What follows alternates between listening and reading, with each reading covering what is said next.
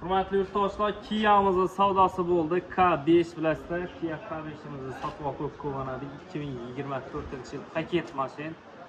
Xonkaga nasib etgan og'amiz Xonkadan podbetishimiz ekan, doğulan gününüz ham doğulgan gününde o'zini ayna podarka qildi, xudo xolasa.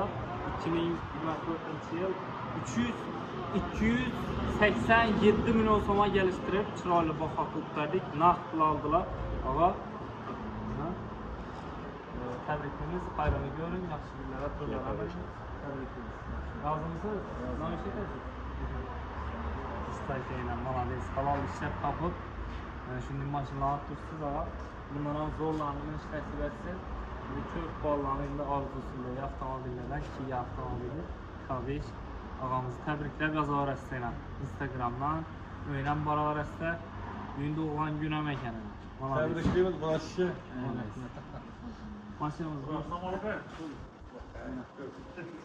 Assalamu Basib bering og'a. Qanday nasib etsin. Mashinamiz paket mashin. Laminatsiya ishlar qilingan. Hali 5000 kilometrmi, shuni yurib turibdi, 10 mingmi. Xizmatdamiz kelaverasiz.